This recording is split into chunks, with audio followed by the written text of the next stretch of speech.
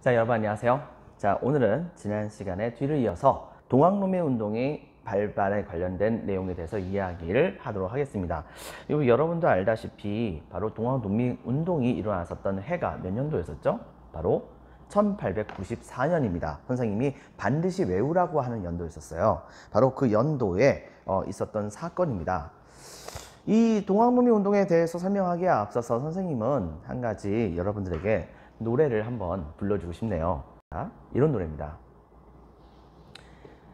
새야 새야 파랑새야 녹두밭에 앉지 마라 녹두꽃이 떨어지면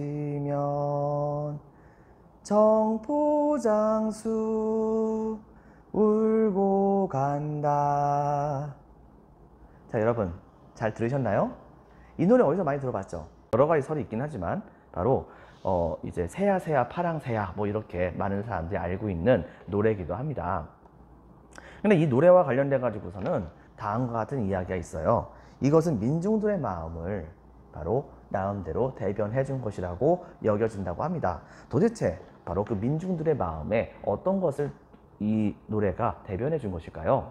내용은 다음과 같이 이야기를 할 수가 있겠네요.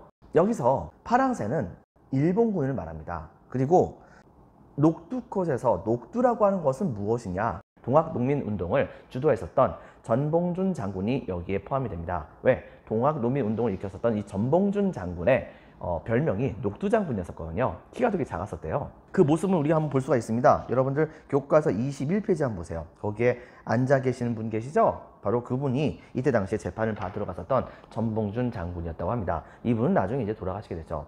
자, 근데 파랑새는 곧 일본군을 말하는 건데 이때 당시에 이 파랑새가 왜 녹두꽃에 앉지 말라고 얘기했었을까요? 그것은 바로 일본군이 전봉준을 치지 말라고 하는 것을 노래했던 것입니다. 그리고 맨 마지막에 얘기에서는 청포장수가 울고 간다 라고 얘기합니다. 이 청포장수는 바로 누구냐? 바로 우리 백성들, 민중을 이야기하는 것이겠죠. 얼마나 이 사건들이 아쉬웠었으면 이런 노래까지 백성들에게 이렇게 불려지게 됐을까요? 바로 이 노래의 내용에 나왔었던 이 동학농민운동에 대한 내용을 지금부터 우리가 살펴보도록 하겠습니다. 자, 지금부터 한번 살펴보도록 하죠. 자, 첫 번째. 자, 2번. 열강의 경제침탈에 대한 반감이 높아가다. 상황은 다음과 같이 진행이 되게 됩니다. 첫 번째, 동학농민운동의 배경에서는 바로 외세에 대한 반감이 되게 많았었습니다. 즉, 여러분들 알다시피 조정상민수령 무역장정에 의거해서 바로 청나라의 상인들은 조선의 정부에게 허락만 맡으면 마음대로 국내로 들어올 수 있었어요. 물론 조로서 통상조약을 맺게 되면서 청나라의 세력이 일부 조선에서 물러나갔던 것은 사실이긴 하지만 그럼에도 불구하고 청나라에 의해서 맺어졌었던 조정상민수령 무역장정은 철회가 되지 않았습니다. 결과적으로 이때 당시에 청나라에 좀 더 우리나라보다는 자본력이 뛰어났었던 많은 상인들이 우리나라에 들어와서 자본력을 앞세워서 우리나라의 상권들을 장악을 하고 있었죠. 근데 거기에 못지않게 일본인들도 같이 들어와 가지고서 우리나라의 상권은 말 그대로 청나라 중심의 상권과 그 다음에 일본 중심의 상권에 의해서 거의 양분되다시피 하는 현상이 벌어지게 됩니다. 당연히 이거만큼 국내의 상인들은 상권을 많이 뺏기게 된 것이니까 이들에 대한 굉장히 많은 반발이 있을 수밖에 없는 것이겠죠. 근데 문제는 뭐냐면 이런 상황에서 정부가 그래도 정신 똑바로 차리고 근대화 정책을 펼치게 된다고 한다면 그리고 적극적으로 마치 서양처럼 바로 이 상인들에게 엄청나게 지원을 많이 해주는 방식으로 상업을 발전시킨다고 한다면 얘기는 좀 달라질 수도 있었을 겁니다. 그런데 문제는 무엇이냐? 정부가 제도된 정책을 하지 못한 거예요. 갑신정변 이후에 이때 당시에 조선정부는 계속해서 경제적인 어려움에 많이 빠지게 됩니다. 각각 여러 차례에 걸친 근대화 개혁 정책을 펼쳐나가긴 했었으나 굉장히 많은 그 근대화 정책에서 들어갔던 모든 비용들은 전부 다 백성들에게 전가가 됩니다. 물론 정부도 돈이 없었습니다. 거기다 또 한 가지 툭하면 외국과의 그런 분쟁 때문에 맨날 배상금을 지불하게 되죠. 하지만 여러분 생각해 보세요. 정부가 무슨 돈이 있습니까? 그러니까 이때 당시에 배상금을 낸다고 한다면 이때 당시에 조선정부는 백성들에게서부터 특별 바로 세금을 더 걷게 되면서 이렇게 되면서 이때 당시에 바로 백성들에게서부터 세금을 추가로 걷어서 그 돈 가지고서 바로 배상금을 지불하는 모습을 보여주게 됐던 것이죠. 당시에 백성들은 정말 살기 힘들었습니다. 또 한 가지, 백성들의 굉장히 많은 사람들이 토지가 사실상 자기 소유로 갖고 있는 토지가 거의 없었어요. 양반들만 바로 자기 소유의 토지가 되게 많이 있었거든요. 자, 이렇게 되다 보니까 바로 일본이 엄청나게 많은 양에 해당되는 쌀을 조선에서 좀 더 비싼 가격을 사갔을 때 일부 지주계층에 해당됐었던 양반들은 돈 좀 벌었습니다. 그렇긴 한데 대다수의 토지가 없었던 많은 농민들은 자기가 양반에게서부터 토지를 빌려가지고서 경작해서 먹고 살 수 있을 정도에 해당하는 그런 쌀을 더 수확을 하지 못하게 될 경우에는 밖에 나가가지고서 돈이라도 벌어가지고 그 돈 가지고서 쌀을 사 먹어야 됐었거든요. 근데 문제는 뭐냐? 그 쌀의 가격이 올라가게 된 겁니다. 그나마 토지를 빌렸던 사람은 그 빌린 토지에서 쌀이 생산되니까 그나마 낫던 거예요. 그렇지만 아예 토지를 빌릴 수 없었던 월급 받고서 혹은 일당 받고서 일을 했었던 일반적인 백성들의 경우에는 갑작스럽게 쌀값이 폭등되게 됨에 따라서 자신의 생존권까지도 엄청나게 위협을 당하는 사태가 벌어지게 됩니다. 이른바 이 무제한 양곡 유출로 인해 가지고서 조선 정부의 백성들은 굉장히 일본에 대한 바로 반감이 엄청나게 심해졌다 볼 수 있는 상황이었었겠죠. 또 한 가지, 당시에 삼정의 문란이 또 한 번 재발이 됩니다. 예전에 선생님이 한번 얘기한 적이 있었지만 당시에 민씨정권은 바로 흥선대원군에게서부터 권력을 되찾아올 때 바로 양반들에게 바로 그 권력을 되찾아오는 것에 대한 공로에 대한 대가로서 흥선대원군이 양반들을 옥죄했었던 여러 가지 정책들을 전부 다 원상복귀시켜버리는 모습을 보여주게 됩니다. 그 결과 바로 일종의 이 민씨정권도 세도정권처럼 변질을 내는 모습이 있었던 거예요. 그러다 보니까 각 지역에 탐관오리가 그렇게 많아지게 됐었고 당시에 이걸로 인해 가지고서 이 민씨정권 시대 때의 삼정의 문란이 다시 한번 또 재발하게 되는 안타까운 상황이 벌어지게 됐던 것입니다. 그런데 이때 당시에 백성들에게 직접적으로 엄청나게 압박을 줬던 것은 식량의 문제였었어요. 당장 먹고 사는 문제가 해결되지 않으면 되게 문제가 많았었던 것이었거든요. 그래가지고서 사실 우리나라는 일본과 나중에 가가지고서 이제 통상장정을 이때 당시에 새롭게 개정을 시킵니다. 왜냐하면 우리나라가 혹시 여러분 기억나나 모르겠는데 조미수 통상조약에서 바로 나름대로 일본과는 다르게 이 미국에게 일정 정도에 해당하는 관세 같은 것을 인정을 받았거든요. 이때 당시에 일본을 엄청나게 좀 압박을 했었고 그리고 그것의 결과 바로 일본은 이 요구 조건을 약간 좀 눈치가 보여가지고서 처음에는 계속해서 수용을 안 해주다가 나중에 가서는 일부 수용을 해줍니다. 그리고 우리나라도 사실 바보는 아니었었어요. 무제한도로 양곡이 유출되게 된다고 한다면 백성들이 살기 너무 힘들어진다는 것을 알게 되었던 것이에요. 그러다 보니까 이때 당시에 나름대로 이거에 대한 브레이크를 걸려고 하셨습니다. 즉 우리나라가 바로 일본 정부에게 쌀을 마음대로 팔 수는 있지만 그럼에도 불구하고 위기상황이 닥쳤을 때는 일본에게 쌀을 팔지 않도록 하겠다라고 하는 것을 약속을 한 거예요. 여러분들. 자, 근데 이제 문제가 생깁니다. 자, 근데 여기서 조건이 하나 있었습니다. 그 조건만 뭐냐면 만약에 조선 정부에서 곡식을 일본에다 수출하는 것을 중단하려고 한다면 우리나라에 와가지고서 쌀을 사가려고 했었던 일본 상인들이 쌀을 못 사가게 되니까 거기에서부터 엄청나게 많은 손해를 볼 수 있지 않겠는가. 바로 이런 거에 대한 어느 정도의 유예기간을 둘 수 있어야 한다라고 하는 것을 얘기를 한 거예요. 그래가지고 조건은 바로 이것입니다. 만약에 조선 정부가 일본에다가 바로 곡식을 팔지 않으려고 한다고 한다면 조선 정부는 일본에다가 방공령이라고 하는 것을 바로 일본 정부에게 1개월 전 정도쯤에 미리 얘기를 하고서 그렇게 한 다음에 바로 이 곡식을 사가지 않도록 하게 한다라고 하는 내용으로 이때 당시에 조약을 맺었던 것이죠. 자, 여러분들 생각해 보세요. 이건 굉장히 합리적인 거 아니겠어요? 조선 정부의 입장에서 본다고 한다면 1개월 전쯤에 미리 방공령을 실시할 테니까 대비해라 라고 딱 얘기를 하고서 일본인들에게 최대한 피해가 안 가게 하고 결과적으로는 방공령을 실시할 수 있었으니까 우리나라도 피해가 안 가고 일석이조 아니겠습니까? 근데 절대 아니었다는 겁니다. 언뜻 보면 이것은 합리적인 것 같지만 실제로는 이것은 굉장히 불합리한 조항이라 볼 수 있어요. 왜냐하면 예를 들면 이런 겁니다. 여러분들, 예를 들면 선생님이 보험을 들었어요. 자, 보험, 자동차 보험을 들었네요. 근데 이 보험 내용이 이겁니다. 내가 만약에 길가를 가다가 자동차에 치여요. 자, 그렇다고 한다면 치인 부상 정도와는 관계없이 바로 치였었다는 것만 증명이 된다고 한다면 무려 100억 원에 해당하는 보험금을 탈 수가 있어요. 그런 보험을 딱 든 채로 나는 어느 날 길가를 갑니다. 나나나 하고 가고 있는데, 그런데 갑자기 저쪽에서 자동차가 와요. 나는 상관없습니다. 여러분들 바로 오히려 자동차에 치이는 것이 더 좋을 수도 있으니까요. 그래서 길가 계속해서 그냥 가고 있는데 갑자기 이놈의 자동차가 횡단보도를 건너가고 있는 선생님에게 달려와가지고서 다리를 살짝 하고 쳐버린 겁니다. 그래서 선생님이 잠깐 쓰러졌어요. 하지만 금방 일어날 수 있었어요. 여러분들, 선생님은 만세를 부를까요? 아프다고 눈물을 흘릴까요? 정답은 바로 만세를 부르겠죠. 왜? 여러분 생각해 보세요. 자동차에 치인 거잖아요. 자동차에 딱 치게 된다고 한다면 선생님은 바로 100억 원에 해당되는 보험금을 받을 수 있으니까, 비록 다리는 아프시긴 하지만 100억 원에 해당되는 돈을 내가 가질 수 있으니까 얼마나 기쁩니까? 그래가지고서 선생님은 어떻게 하느냐, 정말로 즐거운 마음으로 병원에 가서 진단서를 끊어가지고 옵니다. 그래서 이 진단서를 딱 들고서 바로 보험사 달려가죠. 룰루랄라 하면서, 그러면서 이 진단서를 딱 내밀면서 나 자동차 사고를 당했어요. 하하하 막 이렇게 웃으면서, 그러면서 돈 주세요 100억 원 이렇게 얘기합니다. 그런데 갑자기 자동차 보험회사에서 거절을 하는 거예요. 아니 왜 거절합니까? 이렇게 물어봤더니 하는 말이 무엇이라고 얘기하느냐?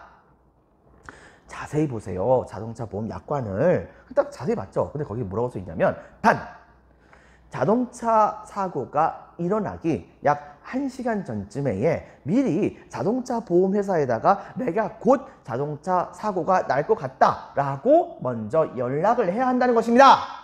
여러분 생각해 보세요. 자동차 사고가 언제 일어날지 어떻게 합니까? 여러분들, 자, 그런 상황인데 사고가 났어요? 그렇다고 한다면 여러분들, 이런 식의 보험은 도대체 합리적인 것입니까? 불합리한 것입니까? 굉장히 불합리한 것이겠죠. 마찬가지입니다. 자, 이것은 이런 내용입니다. 바로 조선정부가 재해를 당하는 날이 언젠지 어떻게 합니까? 자, 그런데 이때 당시에 이 재해를 당하자마자 바로 방공령을 시행해야 되는 것은 당연한 거 아니에요. 즉 흉년이 들게 된다고 한다면 당연히 방공령을 실시하는 것은 당연하단 말입니다. 자, 그런데 이 방공령을 실시하기 1개월 전쯤에 미리 일본 상인들에게 예고를 한다? 그렇다고 한다면 일본 상인들은 첫 번째 여기에 대해서 대비할 수 있습니다. 어떻게 하느냐? 우리나라에 들어와가지고서 1개월 전쯤에 미리 와가지고서 엄청나게 많은 양에 해당되는 곡식들을 미리 다 사가버리는 거예요. 여러분들, 자, 그렇게 된다고 한다면 드디어 방공령을 딱 시행했을 때는 이미 우리나라에서 생산되는 쌀 자체가 아예 존재하지 않게 되는 상황이 된 것입니다. 그런 쌀을 이미 다 일본인들이 사가는데 그런 상황에서 방공령 같은 것을 하는 것이 무슨 의미가 있겠습니까? 또 한 가지, 일본인들이 거기에 대해서 나름대로 트집을 잡지 않을 수가 있겠습니까? 실제로 어떤 일이 벌어졌냐면, 당시에 우리나라가 얼마 후에 진짜 방공령을 실시해야 할 정도로 엄청나게 흉년을 당하게 됐었어요. 그래가지고서 우리나라는 거의 바보같이 그럼에도 불구하고 어쨌든 간에 1개월 전쯤 미리 일본 대사관에게 얘기를 했단 말입니다. 우리 곧 곡식을 안 팔 겁니다. 이렇게 얘기했단 말입니다. 그런데 이때 당시 일본 상인들이 조선에 와가지고서 정말 막대한 양에 해당되는 그런 쌀들을 미리 사갑니다. 하지만 그 일본인들 중에서도 약간 좀 빠르지 않았었던, 민첩하지 않은 일본인 상인들도 있었겠죠. 정작 자기네들이 조선에 딱 도착을 했는데 조선에서 방공령을 실시한대요. 쌀을 못 사가게 된 겁니다. 이것 때문에 이때 당시 일본 정부에게 막 항의를 하게 되니까, 자기네들이 엄청나게 손해를 보게 됐으니까 막 항의를 하게 되니까, 당시 일본 정부는 바로 조선 정부에게 이 방공령을 실시하기 1개월 전쯤에 미리 얘기를 해야겠다고 얘기를 해놓고서는, 실제로는 방공령을 1개월 정도라고 얘기하긴 했는데 그 1개월이란 날짜가 며칠 좀 안 맞았던 겁니다. 야, 이렇게 되니까 바로 이렇게 며칠 안 맞았다는 거, 뭐 이런 것을 가지고서 트집 잡아가지고서 당시에 조선 정부에게 바로 이 방공령을 철회하라 라고 얘기했던 것이고, 결과적으로 이때 당시에 지방에 있었던 양심 있는 사또들 같은 경우는 당장 눈앞에서 백성들이 죽고 있는데 어떻게 방공령을 실시를 안 할 수가 있겠어요? 정부가 명령을 내렸음에도 불구하고 막 방공령을 막 실시하게 되니까 여기서 얻어지게 되는 그런 엄청나게 많은 손해들을 조선 정부에게 또 배상금으로 내놓으라고 한 것입니다. 여러분 생각해 보세요. 결과적으로 이건 뭐가 되는 것이냐면, 조선 정부는 백성들을 지키기 위한 조처로 방공령을 실시했으나 오히려 이것 때문에 배상금을 일본에게 제출을 해야 됐으므로 당연히 그 배상금 누가 제출하게 됩니까? 당연히 백성들이 내게 됐던 것이죠.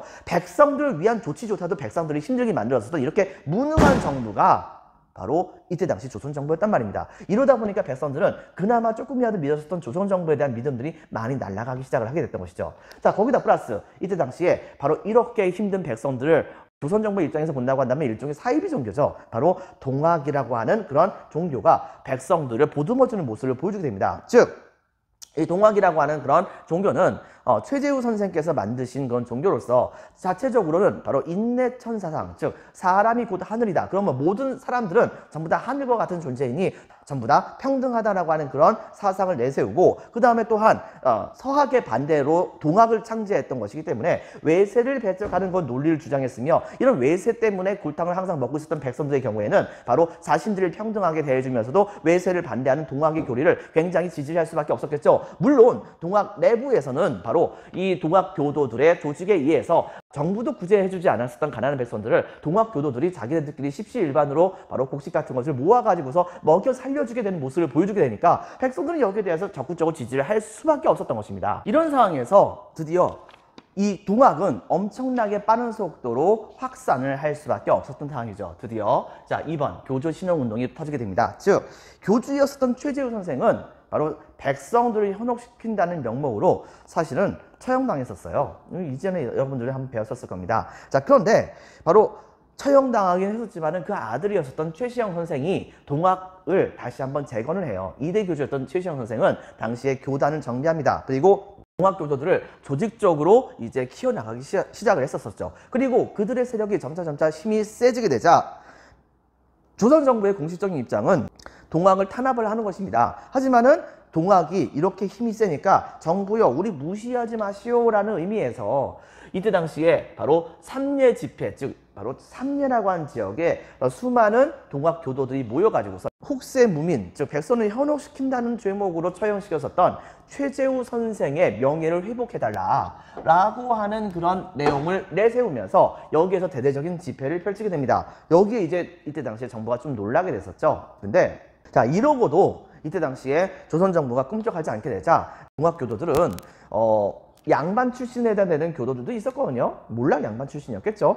이런 사람들이 양반이란 명목하에 바로 상소문을 작성합니다. 그래서 몇십 명이 넘는 그런 사람들이 대궐 앞에 가가지고서 교주였었던 최재우를 명예를 회복시켜달라고 하면서 상소문을 몇 날 며칠 동안 계속해서 올리는 모습을 보여주게 됩니다. 나중에 정부는 바로 이 동학교도들이 생각보다 그 세력이 장난 아니게 세다는 걸 알게 돼가지고서 이들을 바로 체포하면서 일단은 무마시켰었습니다. 하지만 동학의 지도부는 바로 정부를 좀 더 압박을 크게 할 필요가 있다고 생각했던 거예요. 그래가지고서 충청북도 보은 지역에 다시 한번 집회를 엽니다. 그런데 이제 문제는 뭐냐면 여기에는 이때 당시에 생각보다도 많은 사람들이 너무 많이 오게 된 거예요. 거의 수만 명에 가까운 사람들이 몰려지게 된 겁니다.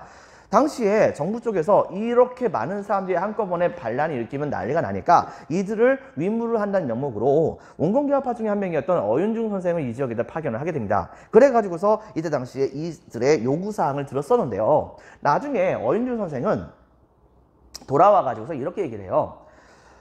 이들이 비록 교조의 신원을, 즉 교조의 명예를 회복시켜달라는 것을 요구로 내세우긴 했었지만 진정한 동학 교도들이라고까지 얘기할 수는 없었습니다. 바로 여기에는 나름대로 세상에 대한 야망이 있었던 사람도 있었던 반면 또 다른 사람들 중에서는 바로 약간만의 이익도 존재하지 않았었던 굶어 죽기 일보 직전에 해당됐었던 장사치들이라든가 그 다음에 자기의 땅이 한 떼기도 없는 바로 엄청나게 가난한 농민들이라든가 당장 내일 굶어 죽는다고 해도 이상할 것이 없는 엄청나게 힘이 약했었던 그런 백성들이 다 같이 모여가지고서 정부에게 요구한 것입니다 라고 하면서 이때 당시에 이 보훈 집회에 관련된 내용들을 보고를 하게 되었던 것이죠. 근데 실제로 여기에 모였었던 그 인원수가 너무 많았던 거예요. 그래가지고서 원래는 여기 있던 사람들이 다 같이 모여가지고서 서울로 뭐 서들어가자 뭐 이런 말도 나왔었대요. 그렇긴 한데 이때 당시에 동학 지도부가 자기네들이 생각했을 때보다도 너무나도 많은 사람들에 해당하는 사람들이 바로 이 보훈 집회에 오게 되니까 정부가 자기네들을 탄압하는 것이 아닐까라고 엄청나게 겁을 냈던 것입니다. 이 때문에 실제로 이 어윤중이 가가지고서 이들을 얼르고 달래고 이렇게 하게 되니까 이때 당시에 동학 지도부들은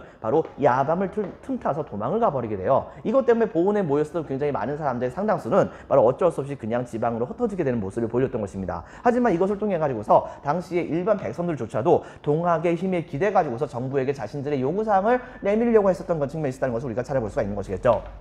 자, 그런데 문제는 드디어 전라북도 고부라고 하는 지역에서 터지게 됩니다. 전라북도에 있었던 고부라고 하는 곳에는 바로 조병갑이라고 하는 탐관오리가 이 지역을 통치를 하고 있었어요. 이 조병갑은 정말로 악질적인 탐관오리였었습니다. 어느 정도였었냐면 옛날에 자기 아버지가 근처에서 바로 사또를 하고 있었었는데 이 사또의 임기를 끝나고 나서 다른 데로 옮겨갔을 때 항상 그 지역에 있는 백성들은 말이죠. 그 사또가 만약에 통치를 잘했다고 한다면 그 사또의 은혜를 절대 잊지 않겠다는 명목으로 자기네들끼리 돈 모아가지고서 바로 그 사또의 선정을 기념하는 영세불망비라고 하는 비석을 새롭게 만들게 돼요. 그런데 문제는 뭐냐?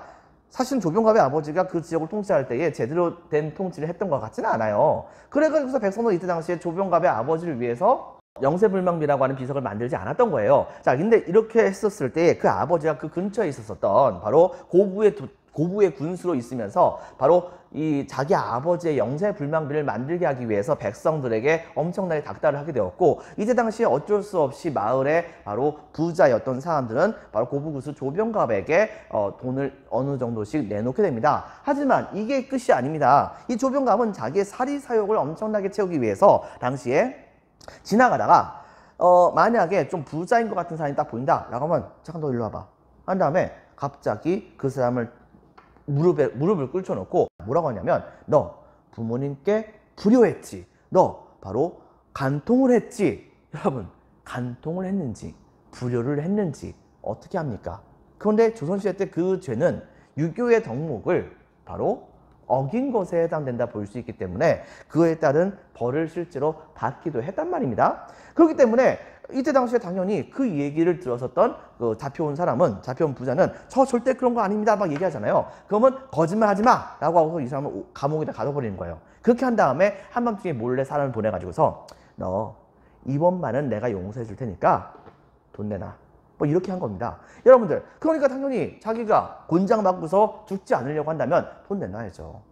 이렇게 되다 보니까 이때 당시에 굉장히 많은 백성들이 바로 이 조병갑에게 돈을 많이 갖다 바치는 모습을 보여주면서, 그러면서 조병갑은 엄청나게 막 해먹게 됐던 것입니다. 거기다가 또 한 가지, 근처에 만석부라고 하는 그런 엄청나게 커다란 저수지가 있었었는데 이런 저수지를 바로 새롭게 더 만들 필요가 없었음에도 불구하고 이때 당시 조병갑은 이 만석부 밑에다가 새롭게 만들었었던 또 다른 저수지를 조성한 다음에 거기에 세워져 있었던 그런 물을 첫 해에는 백성들이 마음대로 쓸 수 있도록 돈을 걷지 않겠다, 물세 같은 거 걷지 않겠다고 딱 약속을 해놓고서는 정작 백성들을 동원해가지고서 그 땅에다가 바로 저수지를 새롭게 만든 다음에 그 첫 해서부터 백성들에게 막 돈을 받기 시작을 한 거예요.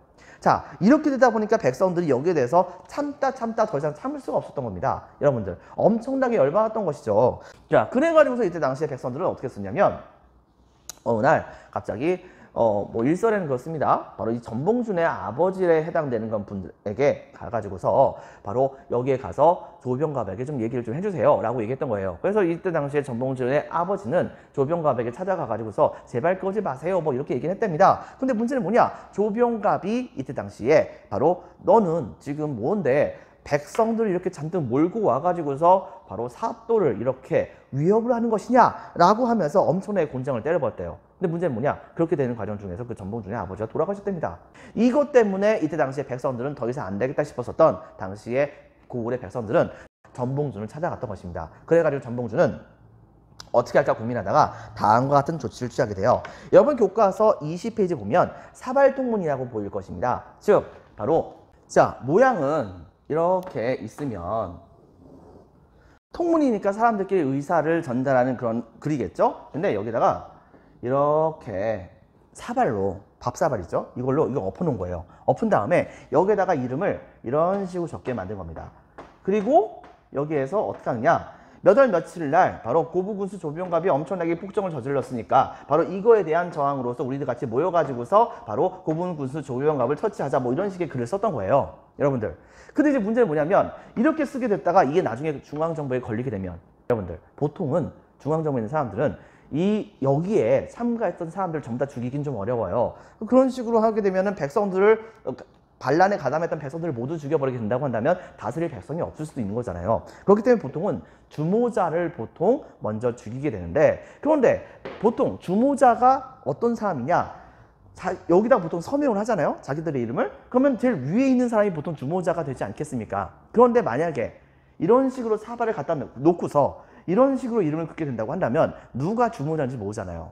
여러분들 바로 이런 형태의 사발 통문을 가지고서 이때 당시 전봉주는 사방팔방을 돌려가지고 몇 월 며칠 날 같이 모여가지고서 고부 관할을 습격하자라고 얘기를 한 겁니다. 그래가지고서 드디어 그 해당되는 날짜가 됐을 때 전봉주는 당시에 자기네들이 갖고 있었던 모든 무기들을 다 동원합니다. 근데 문제는 가끔 가다 보면 무기가 없는 그런 사람들도 있을 거 아니에요. 근데 전라도 지역 같은 경우는 보통 남쪽 지역에 해당되다 보니까 보통은 대나무가 많이 자란단 말입니다. 그래가지고서 이때 당시에 그들은 바로 하다못해 무기가 없는 사람들은 집에 있는 식칼이라든가 아니면은 쇠수랑이라든가 뭐 이런 것들, 곡괭이 뭐 이런 것을 들고 오거나 그런 것도 없는 사람들의 경우에는 대나무가 있으면 이 대나무를 이런 식으로 자르는 거예요. 이런 식으로 자르게 되면 여러분 생각해 보세요. 바로 끝이 뾰족하잖아요. 이걸로 사람을 되게 세게 찌르면 당연히 찔리겠죠. 이걸 읽어서 우리는 보통 죽창이라고 합니다. 대나무로 만든 창이라고. 바로 이런 죽창을 만들어 가지고서 많은 사람들이 들고 일어나서 고부 관할을 쳐들어가게 했던 것입니다. 이 사건을 읽어서 우리는 뭐라고 부르냐면 고부 농민 봉기라고 해요. 이때 당시에 이걸로 인해 가지고서 이 고부 농민 봉기 바로 이런 고부 농민 봉기로 인해 가지고서 고부 군수 조병감은 그 자리에서 쫓겨나게 됩니다. 간신히 탈출했거든요. 그래서 이 전봉주는 고부 관하에 있었던 모든 쌀들을 백성들에게 다 똑같이 나눠집니다. 하지만 이 소리가 바로 정부 귀에 들어갔겠죠. 하지만 정부의 입장에서는 진압을 한다기보다 달래는 것이 중요하다고 생각을 했었습니다. 그렇기 때문에 당시에 정부는 당장 고부군수 조병감을 파직을 한 다음에 그 다음에 이쪽 근처에다가 바로 선정을 했었던 곳으로 유명한 사람을 이 지역에다 파견해 가지고서 고부 지역에 바로 관리로 임명을 합니다. 그렇게 한 다음에 폭정의 상황을 조사하는 안핵사라고 하는 관직 명예에 있었던 바로 이용태라고 하는 사람을 이 지역에다 파견을 하게 돼요. 그래가지고서 이것을 실제로 조사하게 됐었던 것이죠. 그런데 이제 문제는 뭐냐? 이때 당시에 정봉주는 새롭게 고부 군수가 됐던 사람에게 더 이상 학정을 하지 말아달라고 얘기하면서 백성들, 밀란을 일으켰던 사람들 전부 다 이제 흩어지게 만들었었어요. 근데 문제는 뭐냐? 그 다음에 조사관으로 왔었던 이용태가, 즉 안핵사로 임명되었었던 이용태가 와가지고서 관리를 우습게 봤었던 백성들의 잘못이다, 뭐 이런 식으로 보고서를 쓰면서 이때 당시에 이 농민 봉기를 주도했던 사람들을 다 하나 둘씩 잡아들이게 되었던 것입니다. 이렇게 되자 더 이상 참으면 안 되겠다고 생각했었던 전봉주는 당시에 드디어 봉기를 하게 되었던 것이죠. 그 근처에 있었던 무장이라고 하는 곳에 가서 거기에서 봉기를 하게 됩니다. 무장이 바로 이제 지명이거든요. 실제로 거기는 무장읍성이라고 하는 지금 현재도 그 터가 남아있기도 해요. 바로 여기에서 봉기를 하게 됩니다. 그리고 순식간에 그 근처에 있는 고부 근처까지 장악을 해버리고요. 그 다음에 이때 당시에 그 근처에 있었던 백산이라고 하는 곳에 가가지고서 근처에 있는 동학 농민군들을 싹 다 불러오게 됩니다. 근데 이때 당시에 규모가 어느 정도로 컸었냐면요. 여러분들 알죠? 우리나라 사람들의 옷 색깔은 보통 어떤 색깔인가요? 바로 하얀색이죠. 우리나라 사람들 보통 이제 백의 민족이라고 얘기를 하기도 하잖아요. 그런데 이때 당시 이 백산이라고 하는 산은 사실은 생각보다 그렇게 높은 산도 아니에요. 그리고 굉장히 울창한 산도 아니었단 말입니다. 근데 대나무가 그렇게 많이 있었대요. 자, 그런데 이 백산으로 많은 사람들이 모여가지고서 있었을 때 그때 바로 전봉준이 그 앞에서 우리 같이 들고 일어나자 뭐 이렇게 하면서 연설을 했답니다. 근데 그렇게 얘기를 딱 하게 되자 당시에 많은 사람들이 한 손에는 죽창을 들고 그 다음에 가가지고서 앉아가지고서 전봉준의 연설을 이제 듣다가 다 같이 일어나서 만세를 외치다 뭐 이렇게 얘기하니까 다 같이 일어나서 만세를 외치는 그 순간 앉아있던 사람이 일어서게 되면서 산 전체의 색깔들이 순식간에 초록색에서 하얀색으로 바뀌었다고 합니다. 그것은 곧 뭘 말하는 거냐? 그만큼 백산이라고 하는 곳에 모였던 농민군대의 숫자가 많았다는 것을 의미하는 거잖아요. 그렇게 수도 없이 많았던 그 군대는 드디어 바로 전라도 지역을 점령해 나가기 시작하게 됩니다. 초창기에는 전라도 지역에 있었던 병사들이 중심이 돼가지고서 이들을 막으러 갔었죠. 하지만 상대가 안 됐습니다. 바로 정부의 정규군은 이 농민군들과 맞서 싸움을 벌였었는데 농민군들의 숫자는 압도적으로 많았었지만 정부군의 군대의 무기는 농민군보다 압도적으로 뛰어났었죠. 총과 대포까지 있었으니까요. 이런 상황에서 이들은 황토현이라고 하는 곳에서 전투를 벌였었는데 이 황토현에서 전봉준이 갑작스럽게 기습 공격을 하는 바람에 이것 때문에 이때 당시에 정부군이 엄청나게 패배할 수밖에 없었습니다. 여기에 깜짝 놀랐었던 정부는 중앙정부에서 새롭게 만들었었던 신식군대를 새롭게 이 지역으로 파견하게 됩니다. 파견해가지고서 싸움을 벌였는데요. 여러 가지 싸움 중에서 가장 결정적인 싸움 중에 하나가 바로 이 황룡천 전투라고 하는 것입니다. 당시에 상황은 이랬었대요. 자, 이때 당시에 이렇게 언덕이 있으면요, 동학농민군이 이 위쪽에 있고 그 다음에 이 밑에 지역에는 바로 정부군이 있었던 것입니다. 그런데 서로가 이제 규모가 많고 여기는 신식무기니까 서로가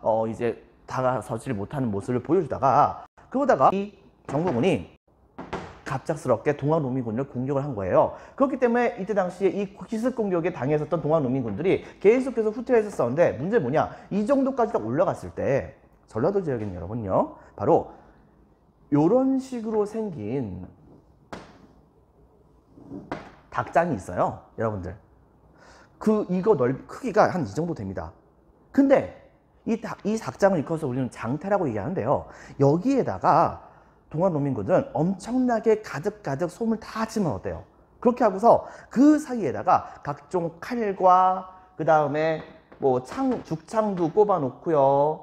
자, 그 다음에 식칼 이런 것을 잔뜩 꼽아 놓고서는, 그리고서는 이 정도까지 올라왔었던 정부군을 향해 가지고서 이 장태를 일렬로 쫙 세운 다음에 그 다음에 한꺼번에 이것을 확 하고 굴려버린 거예요. 여러분 한번 생각해 보세요. 한참 올라가고 있는데 장태가 위에서 그렇게 칼 잔뜩 꼽아 넣은 장태가 막 떼굴떼굴 굴러서 내려와요. 여러분들, 이 사람들 어떻게 되겠습니까? 당연히 하면서 도망가야겠죠. 하지만 그 중에 일부는 실제 이것을 맞아가지고서 죽는 사람도 분명히 있었을 겁니다. 문제는 그 뒤를 그대로 동학농민군들이 그대로 공격을 해버린 것입니다. 그 결과 이때 당시에 정부군은 거의 괴멸적인 타격을 받게 돼요. 이렇게 되기 때문에 더 이상 정부군은 바로 전주 지역을 이때 당시에 지킬 수가 없어서 당시에 전주를 버리게 되었고, 전주성을 이때 당시에 동학농민군이 장악을 하게 되는 상황이 벌어지게 됐던 것입니다. 근데 문제는 뭐냐면, 여러분들 알다시피 조선 왕조의 성씨가 이씨잖아요. 어디 이씨일까요? 바로 전주이 씨입니다. 그러니까 전라도 지역에서는 서울과 같은 존재가 바로 전주였었는데 이때 당시에 전주가 함락당한 거예요. 이렇게 되다 보니까 조선 정부는 이거 가만히 있으면 안 되겠다 생각을 해가지고서 정말로 해서는 안 되는 짓거리를 해버린 거죠. 즉 바로 청나라에게 구원병을 요청했던 것입니다. 청나라는 이때 당시에 그래? 구원병 요청했네? 그래, 우리 청나라가 떠나니까 네 조선 갖고 도무지 국가를 통치하기 힘들지, 우리가 도와줄게, 당신 우리나라 말 잘 들어, 막 이렇게 하면서 군대를 보내줬는데, 생각해보니까 아차, 옛날에 텐진 조약에서 이렇게 군대를 파병할 때는 일본군에게 바로 상황을 얘기하기로 약속을 했지 않았겠습니까? 자, 이렇게 되다 보니까 이거에 따라서 청나라는 일본군에게 우리가 이번에 조선에다가 파병을 하는데 동학농민군을 제압하기 위해서 출동한 것이니까 일본은 여기에 대해서 불안해할 필요가 없다, 이런 식의 편지를 딱 보냈어요. 근데 문제는 뭐냐, 일본은요, 갑신정변 당시 때 청나라와 싸움을 벌인 다음에 패배했잖아요. 그 다음부터 어떤 일이 벌어졌었냐, 정말 국운을 걸고서 그 10년의 기간 동안 미친 듯이 군대에다가 투자를 하게 됩니다. 그래가지고서 나름대로 최신식 대규모의 군대를 양성을 하게 돼요. 그리고서 청나라에게 복수할 날만을 찾고 있었었죠. 그런데 갑자기 청나라 군대가 조선에 파병됐는데요. 자, 그렇게 되자 이때야말로 좋은 기회다 생각했었던 이때 당시에 일본군은 대규모의 군대를 동원해가지고서 명목은 이겁니다. 조선에 있는 일본인들을 우리 일본군이 보호해야겠다. 왜? 동학농민군들이 이때 당시 일본인들도 가만 냅뒀을 리가 없겠거든요. 그러니까 바로 일본인들을 보호하겠다는 명목으로 대규모의 일본군을 파병을 하게 됩니다. 자, 이렇게 되게 되자 이때 당시에 당황했던 것은 사실 청나라에게 구원병을 요청했던 정부나 아니면은 바로 동학농민군도 둘 다 당황을 하게 된 거예요. 사실 조선 정부도 그 다음에 동학농민군도 바로 혼자서는 절대로 성군이라든가 아니면 일본군을 맞서서 싸울 수 있는 힘이 있다고 볼 수 있는 것은 아니었거든요. 때문에 이렇게 하면 문제가 좀 심각하겠다 생각했었던 이때 당시에 정부군과 동학농민군은 그때 가서야 정신 차립니다. 즉, 여러분 생각해 보세요. 청나라와 일본이 우리나라에게 군대를 파병했던 가장 큰 이유는 동학농민군이 조선 정부를 위협하기 때문이다, 이거 아니에요. 그러니까 동학농민군이 없어지게 된다고 한다면 청나라와 일본 군대가 계속해서 있을 필요가 없는 거잖아요. 그러니까 그걸 생각을 해가지고서 어떻게 썼냐면 아예 동학농민군을 해산할 목적으로 정부 입장에서는 그겁니다. 즉 동학농민군이 요구한 사항을 다 들어주면 그러면 동학농민군 운동군은 그냥 해산할 거 아니겠는가 라고 생각을 해가지고서 당시에 바로 동학농민군과 협상을 벌이게 됩니다. 그 협상이 바로 전주화약이라는 거예요. 전주에서 동학농민군의 요구사항을 이때 당시에 들어주기로 했던 거죠. 동학농민군의 입장에서도 자기 혼자서 일본군이나 청나라군과 싸울 수 있는 힘은 안 된다고 생각했었기 때문에 정부의 요구사항을 약간 좀 불만족스러운 것도 있었지만은 어느 정도 수용해줬던 것이 있었습니다. 대표적으로 여기 보이다시피 폐정개혁안이라고 하는 것을 내셨었어요. 여러분들 교과서 21페이지에 보면은 그 폐정개혁안으로 추측이 되는 그런 사안들이 일부 내용이 나와 있기도 합니다. 바로 이런 것을 내세워 가지고서 바로 이런 부분들을 개혁을 해달라라고 요청을 했고요. 문제는 뭐냐면 그동안 정부가 개혁안을 시행해달라고 요구해가지고서 알겠다고 얘기한 다음에 시행한 게 거의 없었거든요. 때문에 이 동학농민군이 이것을 직접적으로 관리 감독할 수 있게 해달라라고 요청을 했던 거예요. 그래가지고서 정부는 그래 니네들이 그렇게 못 믿겠다고 한다면 믿을 수 있게 해줄게 라고 얘기를 해가지고서 각 지역을 통치하는 지방관이 있었긴 했었지만은 집강소라고 하는 동학농민군의 일종의 자치기구를 새롭게 만들게 됩니다. 그래가지고서 이때 당시에 정부 쪽에서 파견냈었던 관리와 같이 바로 이 지방의 행정들을 개혁을 해나가는 모습을 보여주게 됐던 것이죠. 당연히 이때 당시에 가장 많이 욕 먹었었던 사람들이 바로 양반 지주들이라 볼 수 있었겠죠. 당연히 양반 지주들은 동학농민운동군을 싫어할 수밖에 없었습니다. 여러분들, 자 어쨌든 간에 이런 상황에서 문제가 생깁니다. 드디어 동학농민운동이 끝났어요. 자 이렇게 되다 보니까 조선정부는 청나라와 일본에게 둘 다 편지를 보냅니다. 동학농민운동이 이제 끝났네. 그러니까 청나라 군대 그냥 집에 가시면 안 되겠습니까? 이렇게 얘기합니다. 그랬더니 이때 당시 청나라 군대 그럼 집에 갈게 하고 진짜 가려고 해요. 문제는 일본 군대예요. 일본 군대에게 이제 끝났으니까 집에 가시죠 이렇게 얘기했더니 여러분 생각해보세요. 일본의 입장에서는 10년 동안 벼르고 별렀는데 그런데 갑작스럽게 조선정부가 사안이 끝났으니까 집에 가세요라고 얘기하면 집에 가겠습니까?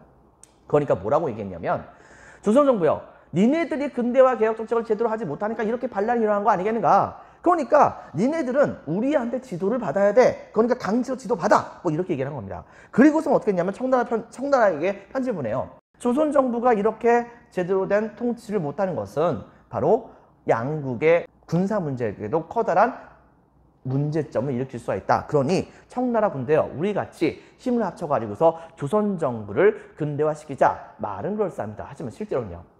일본군이 바로 조선을 제대로 먹겠다는 얘기입니다. 자 이렇게 해가지고 청나라 정부에게 편지를 보내는데 청나라도 바보는 아니었어요. 바로 그런 의도를 이미 파악했거든요. 그래가지고서 청나라 거부했거든요. 근데 문제는 뭐냐? 이때부터 일본의 전매 특허가 나옵니다. 즉 선전포고를 제대로 하지도 않은 상황에서 어느 날 갑자기 평양인가 아마 그 근처일 겁니다. 청나라의 함대로 돌아가고 있었던 청나라의 수송선을 갑작스럽게 일본군의 함대가 포격 공격을 해가지고서 이 물속으로 가라앉힌 것을 시작으로 해가지고서 청나라 군대에 대한 전쟁을 이때 당시에 일본군이 선포를 하게 됩니다. 이른바 청일전쟁이 터지게 된 거죠. 자, 그와 동시에 일본군은 아무런 방비를 하지 않았던 이 순진에 있었던 조선의 경복궁을 순식간에 군대를 동원해서 점령을 해버립니다. 이렇게 되다 보니까 조선 정부는 일본의 꼭두각시가 돼버리는 상황이 되었던 것이죠. 그리고서 청나라 군대와 미친 듯이 싸움을 벌였는데 문제는 뭐냐? 청나라 군대가 이때 당시에 청나라 정부의 지배계층은 군대를 강화시켜야 할 때에 들어갔었던 그런 돈들의 상당수를 바로 지배계층의 사치를 부리는 데 써버리게 됩니다. 그러다 보니까 이때 당시에 청나라의 함대들은 규모로 따져본다고 한다면 전 세계에서 몇 위권 안에 들 정도로 거대한 규모를 차지하고 있었지만 실질적으로는 대포 알조차도 제대로 없을 정도로 되게 허약했었던 군대였던 것이에요. 자, 이랬었었는데 이때 당시에 일본군이 싸움을 걸었네요. 싸움이 되겠습니까? 결과적으로 어떤 버전이냐? 순식간에 청나라 군대는 일본군에게 패배를 하게 됩니다. 그런데 문제는 뭐냐면 이 얘기를 딱 듣는 순간 바로 동학농민운동군의 입장에서도 일본의 군대 물러서게 하려고 군대를 해산했던 것인데 일본군이 오히려 우리나라를 딱 먹으려고 한 거예요. 그러다 보니까 이들은 이른바 이렇게 해서는 안 되겠다 생각을 해가지고서 일본군을 무찌르겠다는 명목으로 대대적으로 다시 한 번 더 봉기를 하게 됩니다. 이때 당시에 북쪽에 있었던 바로 동학농민군의 조직이었었던 바로 최시영이 이끌고 있었던 북접이라고 하는 조직은 전봉준이 이끌고 있었던 남접이라고 하는 조직이 들고 일어났었던 1차 농민 봉기회에서는 바로 참여를 하지 않았었는데 2차 농민봉기가 일어났을 때는 북접에 대한 탄압도 점점 더 심해지게 되니까 이렇게 하면 안 되겠다 싶어가지고서 북접의 군대가 남접의 군대와 같이 힘을 합쳐가지고서 대대적인 반란을 일으키게 됩니다. 그렇게 해서 모였던 동학농민군의 숫자가 무려 한 10만 명 정도가 됐었죠. 이미 이때 당시에 바로 이 전봉주는 1차 봉기 때부터 몰락 양반 출신이었던 손아중이라든가 그 다음에 평민 출신이었던 김계남이라고 하는 동학의 접주들과 같이 힘을 합쳐서 들고 일어났었는데요. 그런데 바로 이들의 지원을 받았었던 이때 당시에 바로 이 전봉주는 자기 직속 부대 한 1만 명을 이끌고서 나머지 군대를 통솔해서 당시에 전라도 지역의 상당수를 싹 다 휩쓸어 버린 다음에 그 군대를 그대로 모아가지고서 공주의 우금치 근처까지 올라가게 됐던 것이죠. 일본군도 드디어 동학농민운동군이 근처에까지 쳐들어왔다는 것을 알게 된 거예요. 그래가지고 일본군은 바로 우금치 근처에서 나름대로 이제 군대를 정비하고 방어 진지를 구축하게 되는데, 여기에는 이 조선의 군대가 바로 일본의 군대와 연합을 했고요. 심지어는 이때 당시에 동학농민운동군이 별로 좋아하지 않았었던 그 양반들이 있었죠. 이 양반들이 자기네들의 그런 소작인들을 모아가지고서 그들과 같이 연합해가지고서 이때 당시에 동학농민운동군과 싸움을 벌이게 되는 모습을 보여주게 되었던 것입니다. 드디어 공주 우금치에서는 정말로 처절한 전투가 펼쳐지게 됩니다. 글쎄요, 당시 기록에 의하면 전봉주는 자신의 직속 부대에게 공격 명령을 내리고서 다시 후퇴 명령을 내렸을 때 10,000명에 해당했었던 직속 부대가 2,000명으로 줄어들었고, 그 군대에게 다시 한번 진격 명령을 내린 다음에 다시 후퇴해라 라고 얘기했을 때에 후퇴해서 살아남았던 사람들의 숫자를 보니까 500명밖에 안 남았더라 라고 얘기를 하게 됩니다. 여러분 생각해 보세요. 전봉준의 직속 부대가 가장 강력했을 텐데 전봉준의 군대가 그렇게 됐어요. 그렇다고 한다면 나머지 군대들은 전부 다 어떻게 됐겠습니까? 당시에 우금치 지역에서는 말 그대로 사람들이 죽어가지고서 흘린 피로서 강물이 만들어졌다고 얘기할 수 있을 정도로 정말로 처절하게 패배를 하게 됩니다. 그리고 그 결과적으로 동학농민운동군은 실패하게 되었고, 나중에 손아중, 김계남, 그 다음에 전봉준 전부 다 배반자에 의해서 잡히게 되면서, 여러분들 교과서 21페이지에 보이는 그 전봉주는 이미 정부군에게 잡혀가지고서 서울로 압송되고 있는 그런 장면이 사진으로 찍히게 된 겁니다. 이렇게 되게 되면서 이른바 동학농민운동군은 실패가 되게 되었다라고 우리가 찾아볼 수가 있는 것이겠죠. 하지만 그 의의를 우리가 전혀 무시할 수 있는 것은 아닙니다. 기본적으로 한번 생각해 보십시오. 동학농민운동군은 기존의 질서를 좋아했겠습니까? 싫어했겠습니까? 신문제를 좋아했을까요? 싫어했을까요? 당연히 신문제를 싫어합니다. 왜? 농민 봉기를 일으켰던 사람들이 일반 농민들이었기 때문에 자기들 핍박하는 신분제를 그다지 좋아했을 리가 없겠죠. 그리고 그 정점에 있던 사람들이 바로 이런 탐관오리들이었기 때문에 이 동학농민운동군은 기존의 통치 시스템에 대한 반감을 많이 가졌습니다. 탐관오리를 처벌하는 것을 원했었고, 그 다음에 자기네들을 옥죄고 있었던 조세제도, 세금제도를 바꿀 것을 요구했었습니다. 하지만 개혁은 일본이라든가 혹은 서양의 그런 간섭 같은 것이 있지 않고 조선 정부가 스스로 하기를 원했었습니다. 때문에 이들의 성격을 한마디로 말한다고 한다면 반봉건, 그리고 또 하나 반외세라고 얘기를 하게 됐었죠. 근데 어쨌든 간에 이런 모습들은 백성들이 정부에게 자신들의 의견을 표출한 것에 해당이 되지 않겠습니까? 때문에 나중에 가서 이들의 요구사항의 일부가 실제로 갑오개혁에 조금 반영되는 것도 있었습니다. 하지만은 이때 당시에 정말로 많은 숫자에 해당됐던 동학농민운동군들이 죽긴 했었으나 살아남은 사람들이 있었을 거 아니에요. 이들은 나중에 시간이 흘러가면서, 여러분 좀 전에 얘기했었죠? 일본군과 같이 연합했었던 양반 지주들이 만들었었던 군대들. 근데 이 군대들이 여러분들 알다시피 을미개혁 당시 때에 단발령을 일본 정부가 주도로 해서 시행을 하게 되자 이거에 대한 반발로서 의병을 일으키게 되는데, 이른바 이것을 우리는 을미의병이라고 하거든요. 근데 그 을미의병을 일으킬 때에 이 양반들도 일본을 싫어했던 거죠. 그러다 보니까 어쨌든 서로가 맞지는 않긴 하지만 그럼에도 불구하고 일본을 싫어한다는 공통점 때문에 동학농민운동군을 이루었던 상당수 굉장히 많은 농민군들이 나중에 가서는 이 양반들이 중심이 됐었던 바로 항일의병운동에 대대적으로 가담을 하는 모습을 보여주게 됩니다. 이런 것을 여러분들이 같이 기억을 해주기 바랍니다. 자, 지금부터 살펴보도록 할게요. 자, 프린트 6페이지 별표 2개. 동학농민운동의 배경. 자, 외세에 대한 반감 증대. 동남 1번 청과 일본 상인들의 내륙 진출에 대한 한양 상인들의 반발이 있었습니다. 자, 동남 2번. 자, 옆에 있는 가로치고서 제발이 엎쳐있죠? 이것 좀 지워주세요. 선생님이 좀 오타로 잘못 집어넣었습니다. 자, 동남 2번. 근대화 비용 및 배상금 지불 비용을 무리하게 세금으로 농민에게 징수. 동그라미 3번. 일본으로의 빈칸에 적혔습니다. 무제한 양곡 유출로 인한 쌀값이 폭등을 하게 됩니다. 자, 그 다음에 또 한 가지. 삼정의 문란이 재발하게 됩니다. 즉 민시정권이 흥선대원군의 개혁을 원상복구시켜버리게 되면서 빈칸에 적혔습니다. 삼정의 문란 재발. 그 다음에 세 번째, 방공령의 실패, 즉 폭등한 쌀값을 낮추기 위해서 개정된 통상전정에 의거해서 바로 빈칸에 적혔습니다. 방곡령, 그 지역 바깥쪽으로 곡식이 나가는 것을 막는 조치가 바로 방공령이라고 하는데, 이것이 조약상에서의 문제와 일본의 억지로 인해 가지고서 바로 조약을 어긴 것으로 돼 가지고서 줄 치겠습니다. 맨 마지막에 일본의 배상금 지불. 다음 페이지. 자, 그 다음에 또 한 가지, 동학의 확산. 동그라미 1번, 동학 자체가 평등사상과, 동그라미 2번, 빈칸에 적혔습니다. 외세, 배척. 이것을 주장하는 동학이 밑줄 치겠습니다. 농민들 사이에서 급격하게 확산하게 됩니다. 특히 이 동학이 농민들을 전부 다 보살펴줬기 때문에 그것만큼 세력이 커졌다고도 볼 수 있겠죠. 자, 동그라미 2번, 별표 1개 반. 빈칸에 적혔습니다. 교조, 신원, 운동. 2대 교주였었던 최시형이 자, 교단 정비를 하게 됩니다. 교세도 확장을 시켰던 것이죠.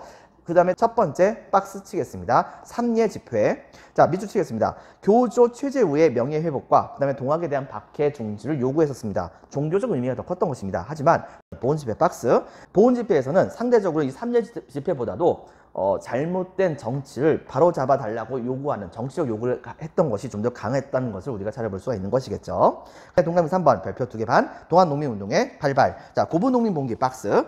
고부군수 빈칸에 적겠습니다. 조병갑. 고부군수 조병갑의 학정, 만석보 사건 등의 항거에서 자, 빈칸에 적혔습니다. 전봉준 주도. 자, 그 다음 다음 줄에 이걸로 인해서 조병갑 파면하고 그 다음에 정부 회유로 해산됐었으나 맨 마지막에 밑줄 치겠습니다. 정부가 봉기 주도자를 탄압하는 모습을 보여주게 됩니다. 자, 그 결과 드디어 전봉준은 들고 일어나게 되죠. 1차 봉기.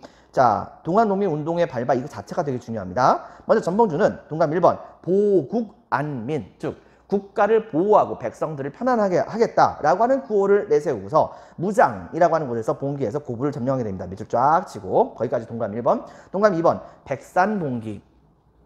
백산에서 봉기를 일으켰었죠. 자, 근데 동그라미 3번에서는 황토연과 황룡천 전투에서 정부군에게 승리하게 됩니다. 동그라미 3번. 그리고 동그라미 4번 전주성이 점령당하게 됐죠. 하지만 이것 때문에 바로 동그라미 1번 다시 넘버링 하겠습니다. 동그라미 1번 정부의 청군 파병 요청. 그리고 두 번째 텐진 조약에 의거해서 일본군 파병. 자, 이것 때문에 일본군과 청나라 군대 둘 다 물리기 위해서 정부군과 동학농민운동군은 서둘러서 화해를 하죠. 별표 하나, 전주 화약. 청일의 파병으로 인한 간섭을 막을 목적으로 동그라미 1번 농민군과 정부가 전주 화약을 체결하게 됩니다. 동그라미 2번 폐정개혁안 여입니다. 교과서 21페이지에도 나와 있죠. 바로 폐정개혁안이라고 하는 것을 제시하고 그에 따른 개혁을 동그라미 3번 바로 집강소.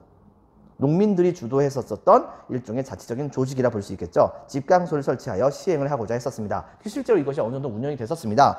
그런데 문제는 뭐냐? 별표 1개 반. 일본군의 2차 봉기입니다. 일본군의 경복군 점령. 이걸로 인해 가지고서 일본은 우리나라의 개화파들을 꼭두각시로 만들어 가지고서 근대화 개혁 정책을 펼치는 모습을 보여주게 됩니다.